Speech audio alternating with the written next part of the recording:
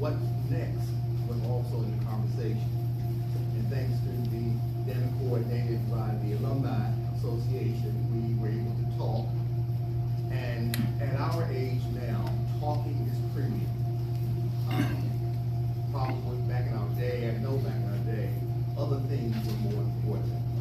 Where to go, who to go with, what time to be there, and what you're wearing, and who you're gonna come with. Those kinds of things probably dominated our lives.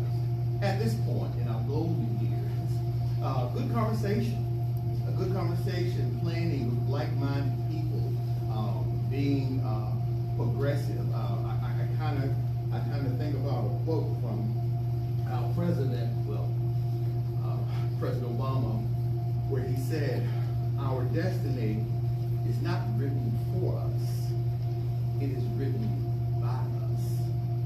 And as we sat and talked over that weekend, and even at the dinner, we were able to start a destiny for this coming homecoming. And between virtual contacts and we have met and communicated back and forth, unreal. Some of the individuals hadn't really talked that much about union, as one person said, since they graduated.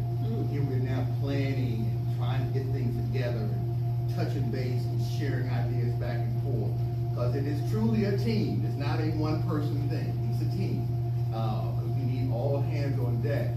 But and it is, the meetings are fun-filled. We meet the task, we get the job done. But it's just one of those things that you often reflect back. I was walking with these individuals in Henderson Center. We were sitting up there in the cafeteria. We were hanging out, from time to time. But now here we are planning our 50th homecoming celebration.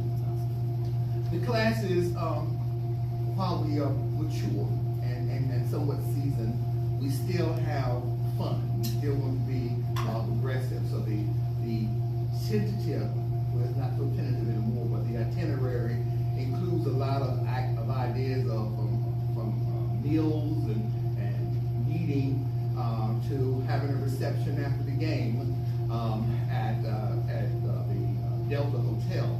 And the importance of that, we said, just so many of us, some people haven't been back since they graduated in 1974, or they've been back once or twice, and so many of our classmates have transitioned.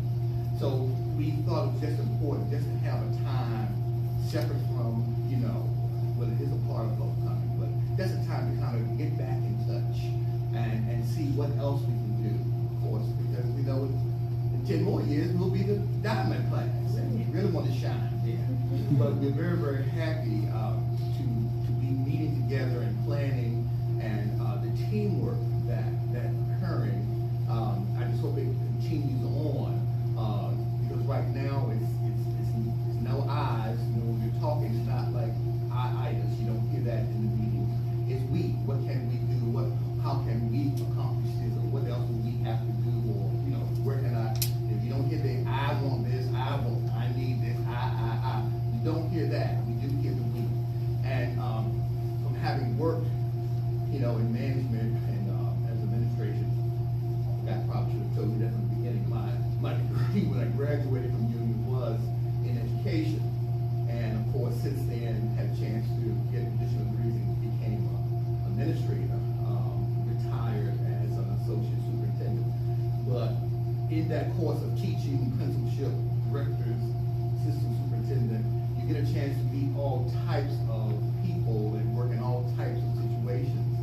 And planning is inherent in that, and teamwork is inherent in that. And of course, when we look at this group, some of us, we haven't seen each other. I know that we may have been there for the 25th anniversary, but we don't see each other every day. But the connection, the human connection, the pampered spirit, I think guides us and embraces us to where we want to have and represent the class and give back to the university that gave so much to us. A little side note, back in the day, as we were graduating, at that time there were a lot of people who wanted to be in education. I mean, it was consider it to be a honor to get just an application, much less an interview, because I think the ratio was for every opening that a school system had, 20, 25 different applications were online. Of course, now you've got some opening up where they have substitutes in the classroom because they can't get enough teachers. But back in the day, before that wasn't the case. And most of the union graduates, if they didn't have interviews, they were, I was very fortunate to not only have had an interview, but my student teaching here in Richmond, the assistant superintendent came by my last week and said, well, we have openings here in Richmond, Mr. Bullock, do you want to be considered for one of our openings next fall? And in my mind, my plan was I wanted to come back to Tidewater, get my master's in Hampton, work in Newport News, and then go to my next step from that. So when I left, I told her name was Dr. Johnson. I said, Dr. Johnson, I'll come back. Can I call you on Monday? She said, sure, call me on Monday.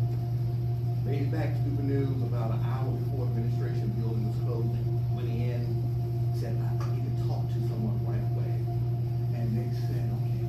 So the secretary was very, very efficient in managing the office. So she got me an interview. And I told the supervisor, I said, got this opportunity. I said, I want to come back to Newport News. I said, but I don't want to turn down the job because we know how tight it is. He sat back in his chair and said, well, look, you tell Dr. Johnson that you will start teaching. He said, when you graduate, I said, May 5th.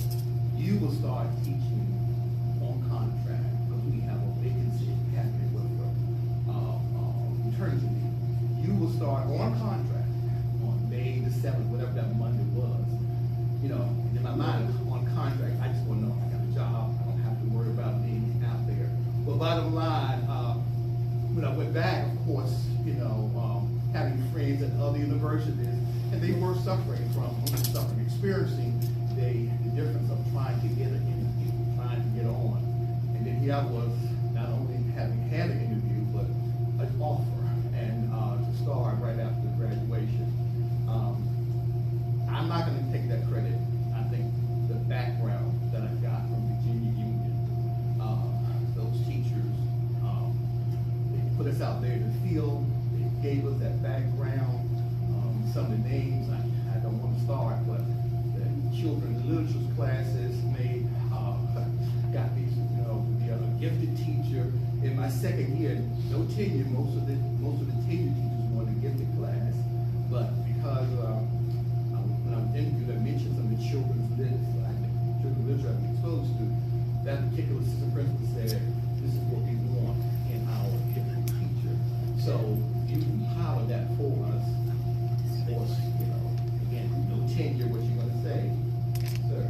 And but again, not because of me, but because of my background, of what they had exposed me to. And of course, in the city of Richmond, I had every type of experience beginning my junior year. That exposed me to teaching, reading, or being out there in the field. In addition to, of course, senior year where you have to go out there and teach. So that preparation we took for granted, but a lot of people don't have that. And again, when you think about had I gone somewhere else, would I have had that kind of background? Probably not. But I'm very fortunate, and I know education, but that same kind of experience transfers to other fields, from what I understand from people who were in pre-law, business, and what you call social sciences. But I owe Union that. I owe Union that because those teachers have to work extra hard to keep us engaged at such a high level.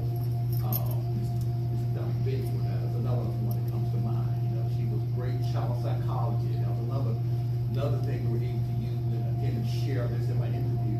But all that to say, from those hallowed grounds and their walls, we had some tremendous experiences that made us who we are. So now to be able to give back is just such an honor. And to see that echoed in my planning team makes it even better.